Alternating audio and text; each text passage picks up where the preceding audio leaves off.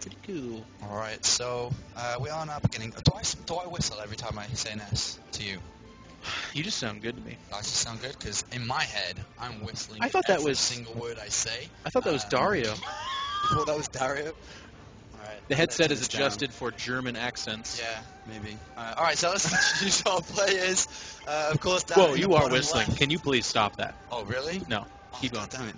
All right, in the bottom left, it is, of course, Liquid.Ret. Focus face. Very important for him to pick up this win, of course, for his team. It would be amazing to go through with the rest of his team. Of course, Hero and Tasia have made their way through. And I'll give it to you, sir, to introduce our next player. Going below the table. Haven't been this excited all day. His opponent, of course, in the top right-hand side, both players are facing eliminations. The Ukrainian Terran, Empire.Kas. Kas recently starring in a Reddit thread. God damn, he looks tired, actually. Look at that. Well, let's not... He does look scary. Kas was asked in a ladder game how he felt about the TSL4. He said, "I don't think anyone can stop me from winning."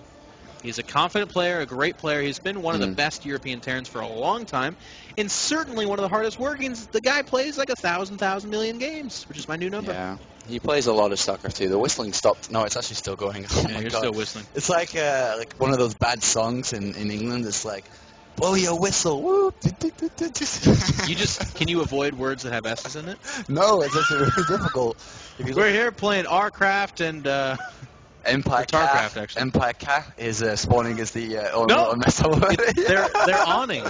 Empire.Kas spawning Keep going. I want to see this. This is like a caster challenge. at the top right. No, top. Well, your T's are a little bit whistly too. Well, I can't help that. That's my Yeah. accent. Alright, so we are going to have quite a standard up opening by Red. No, we're not. I've stopped. No, yes, it Three is. hatch before spawning pool. Yeah, but it's on Atlantis. It's the map that every Terran goes CC first, especially Kas. I gotta be honest with you. If you keep whistling, I'm gonna punch you right in the throat.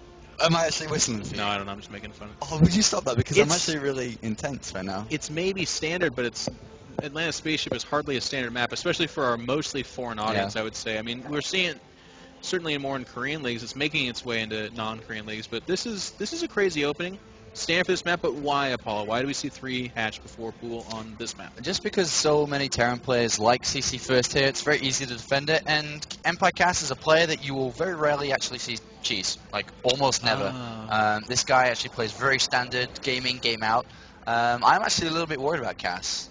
Look at him, he actually looks really, really tired and sick. Like, I'm not actually kidding, it looks like a bigger version of Braddock. What are you trying to say about Braddock, man? Braddock also looks very tired every time I see him. He's well rested. But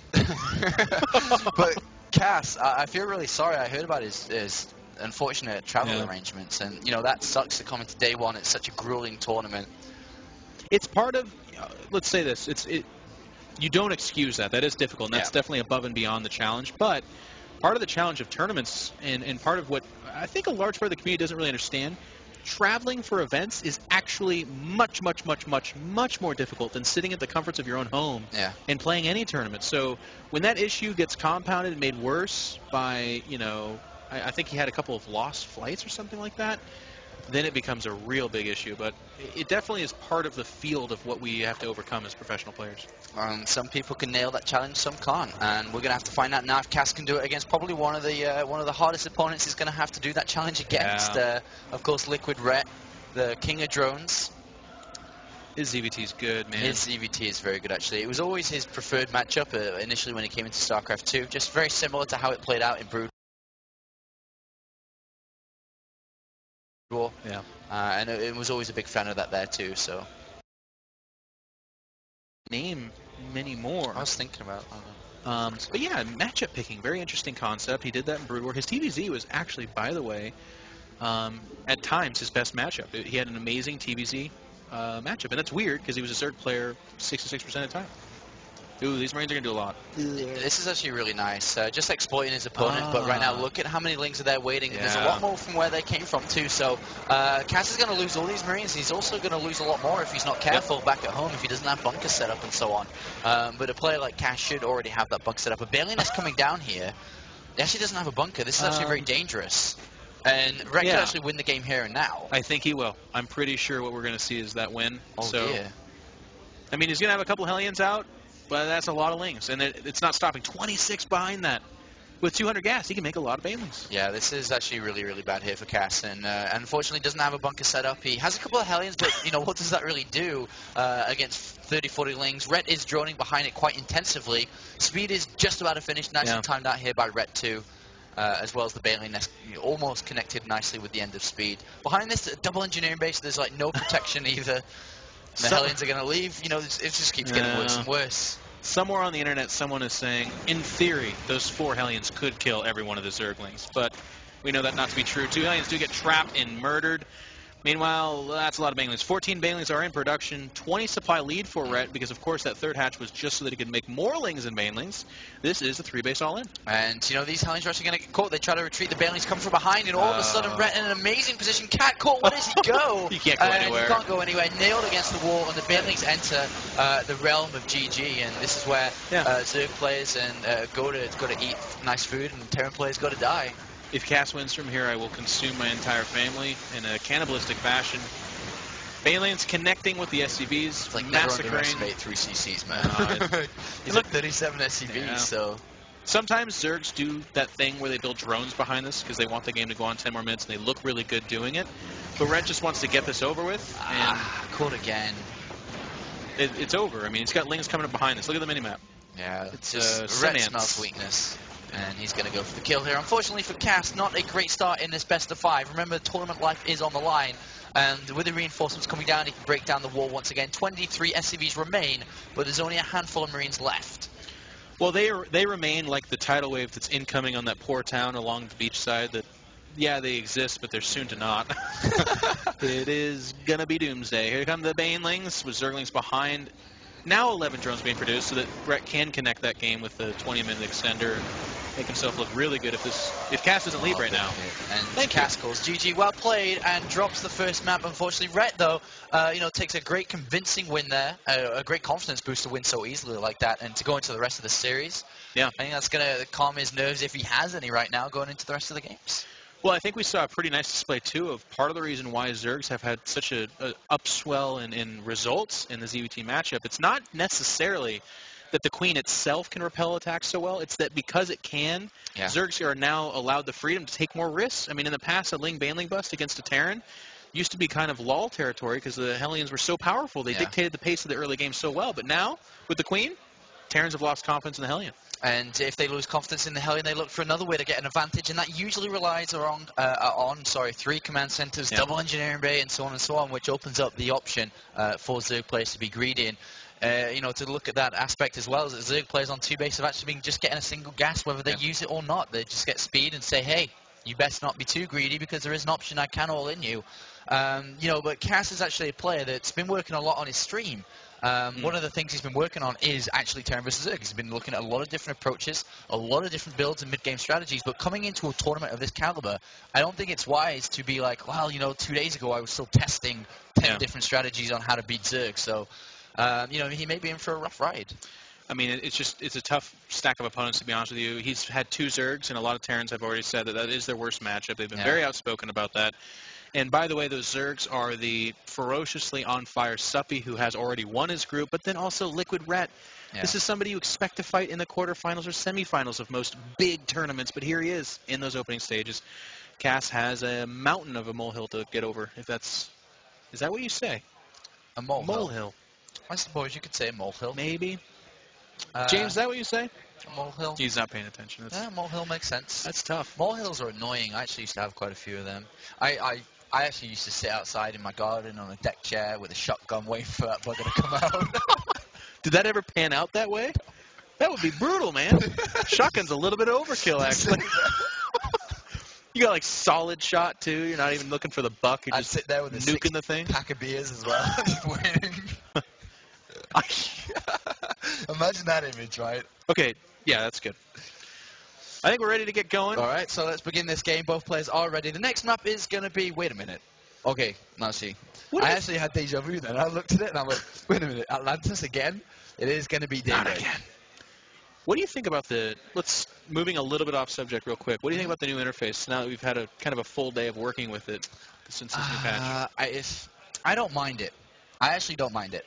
I mean, I initially when I loaded it, I'm like, not bad. It took me a while to find things, but as soon as I started to know what everything was again, it seemed a little bit easier. I think change is hard. There are things that need to be adapted to it to make it better, though. Change is hard on StarCraft players in general. They're very rarely has change happened and everyone's just kind of okay with it. Usually it's a little bit unsettling, a little uncomfortable. But I agree with you. I'm finding as time moves on, I think I'm getting used to it. And I like it. I think it looks sharper. It's kind of cool.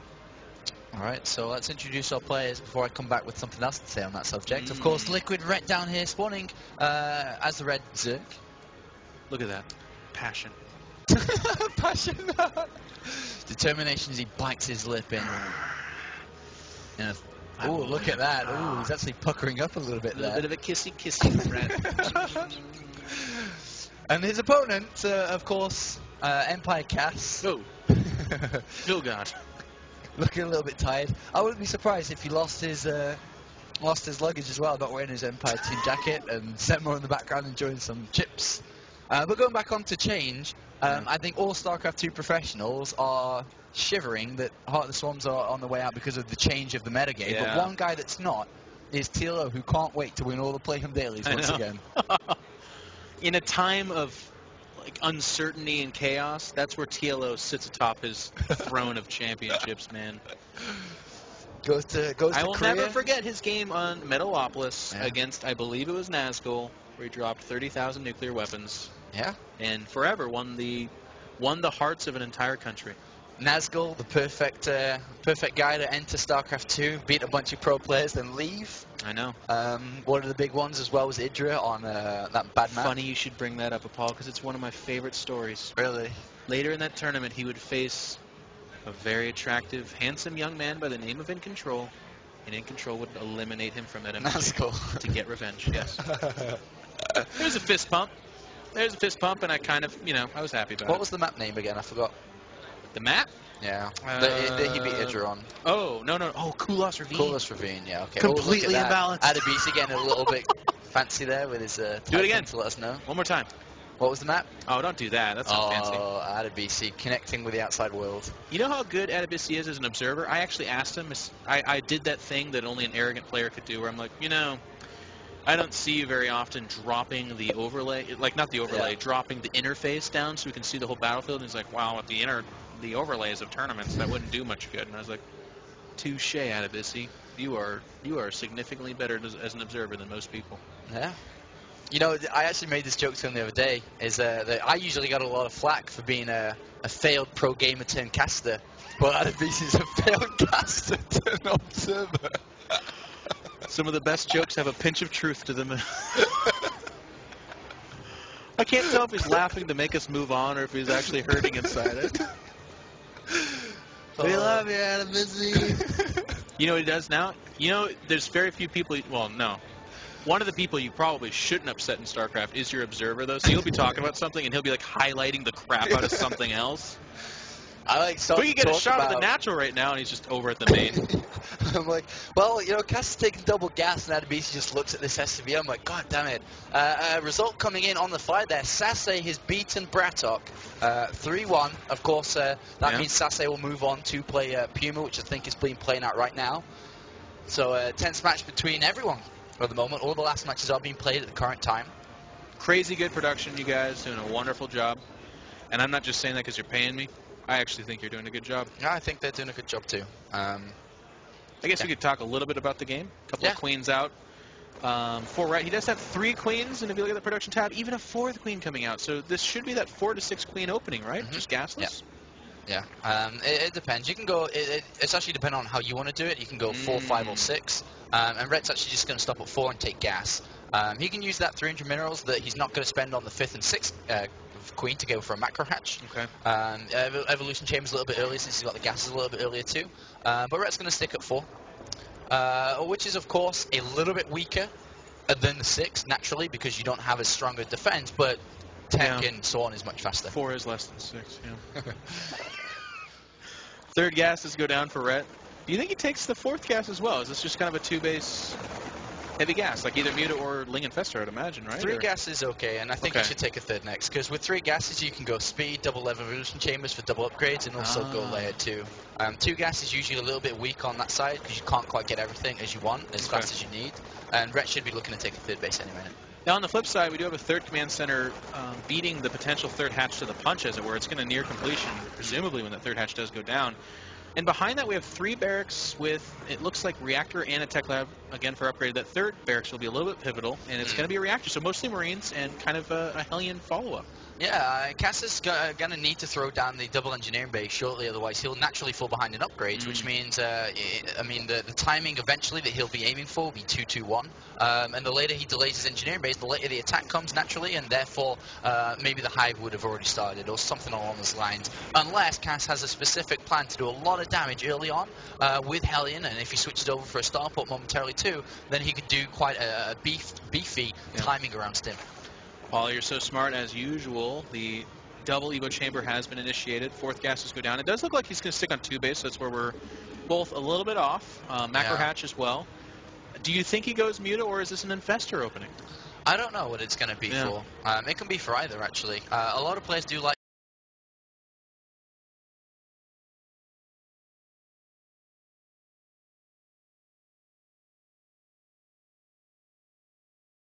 game Muta, but when you're only on 2 base, you don't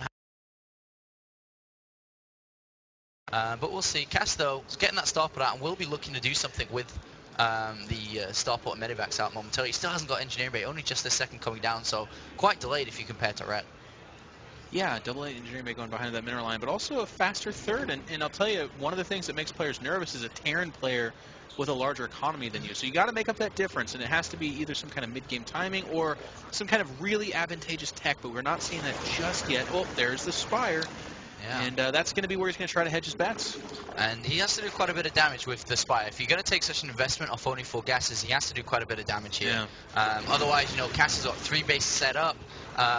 Usually, right now, if he'd had taken that early third base, he could have had a lot of Lings out by now, could have been pressuring that third base. But with going for the Spire tech, he actually doesn't have that much of an option to do anything here, aside from the Mutalisks.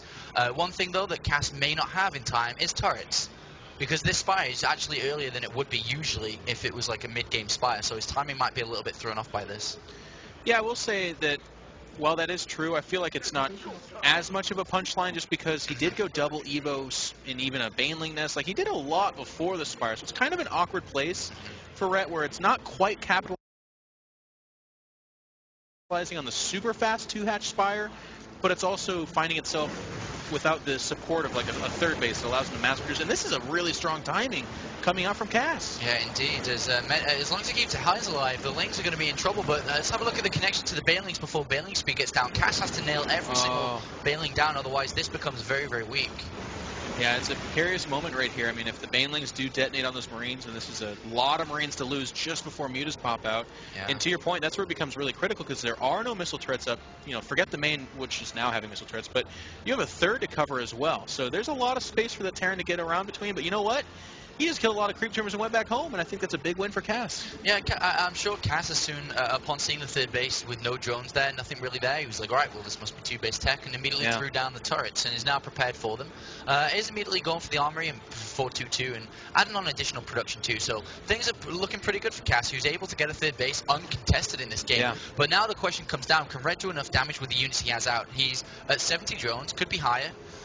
Especially if he's looking for a 4th base in the next few minutes or so. But to be honest, if he's not looking for a 4th base anytime soon, then he actually has got a decently sized army, and could actually do a lot of damage, especially with the Mutas picking enough tanks. Well, he's building pure Lings behind this. He just got done building 32, and there's still more trickling out. The Mutas are going to find themselves confronting missile turrets, which of course is no good. Missile turrets in StarCraft 2 are very angry. They do not tolerate units in the air for long. Terran player's going to push out here again. He's being active on the map, and This is kind of dangerous, Apollo, because he's moving out into shark-infested waters. The Zerg is not droning. He is building stuff. Yeah, that's something that one of Kas's weaknesses. He presumes a lot and just is like, well, this guy should have this by now. But in reality here, as you said, if Kas knew exactly if he was map happening, he would not be out here right now. Because he knows that everything could die in a flash of an instant, especially with Mutos out, which will punish any medivac to try to escape, anything along these lines. And I think Ret's going to absolutely one-sidedly smash this down. Yeah, he's got 20 supply, he being the Terran, but it's all in the wrong place. The tank's just now sieging, but they're out of position. Ling's moving in. They're well upgraded, mind you. And that is what it looks like when a Terran player steps in front of a bus. He gets absolutely trucked. Yeah, he does get trucked, and there's no getting up from a truck accident, unfortunately. But Kas is going to try his hardest.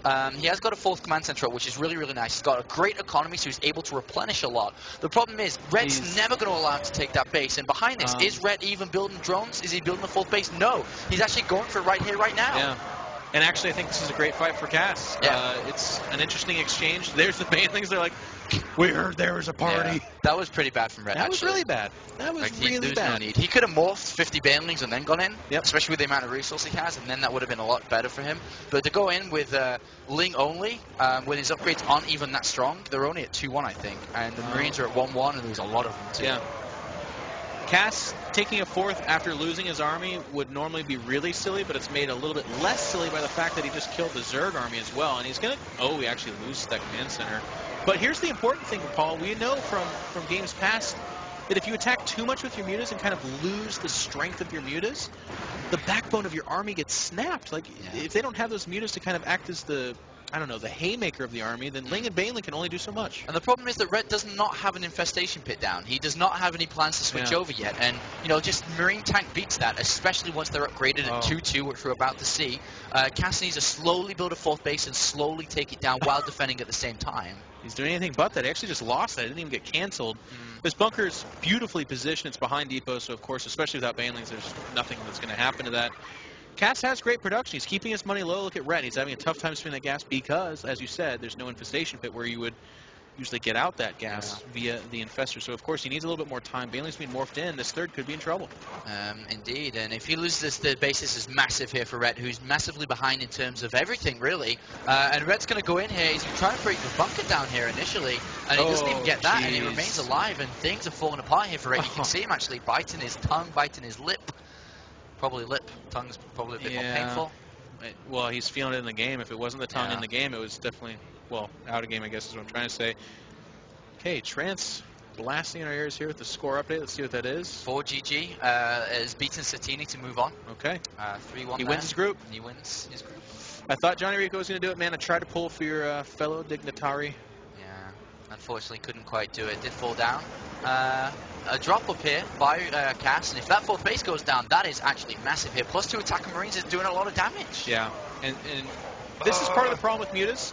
You don't really upgrade, you don't have double-spired mutas being upgraded. So the longer the game goes, the more beefy those Marines get in comparison to the mutas, especially with them dying. Now, of course, the mutas are a little bit less of a storyline just because he stopped producing them altogether. Now, Banelings, we see the pathogen glands nearing completion, which means infestors should be nearby. Now, unfortunately for him, he's not timing it up very well, Apollo.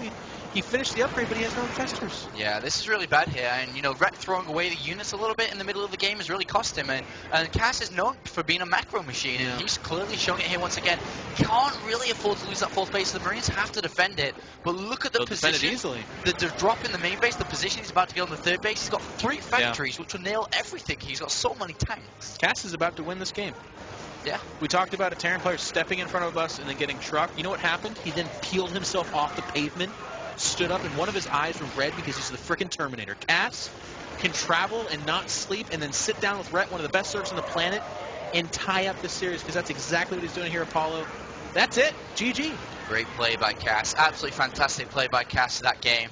And Ret, you know, a couple of mistakes here and there. I think his initial attack crushing... Look how tight he is. Look, trying to slap himself to wake up, knowing... He's like, wait, the camera's going to be on me. I got to make this look good. But imagine if Kas was to get through this. I think that would be such a great personal victory for Kas to be able to beat Ret, to be able to go home, sleep, return back tomorrow afternoon as the tournament starts at 2, to come back to his usual form. And Kas right now, aside from today and you know, being so tired, is actually in shape. He's in form. He's really, really good in Terran versus Terran. He's great against Protoss, and he's actually been shaping up well against Zerg. But this would be a disaster for him to come here, have a bad travel day, to play so early, and to go out so early. It would be rough. My heart goes out to both these players, to be honest with you. I mean, it's really one of the terms a lot of times float around tournaments is tilted. Ret losing to a relative. I mean, Suppy's famous and in the headlines recently for joining Evil Geniuses, but before that, a lot of people were like, who is Suppy? So for him to travel to Finland after qualifying and to beat Liquid.Ret, one of the most established names in all of StarCraft 2, that's something that could tilt you. To then sit down with Kas, who's all he's saying the whole time is, I haven't slept in like 3 days. I could die. We could have a fatality here. That'd be really bad if that happened. So that doesn't need to happen. But we're going to go to game number 3 pretty soon here after a quick commercial break, and when we come back, it'll be the last series of the day. Don't go anywhere.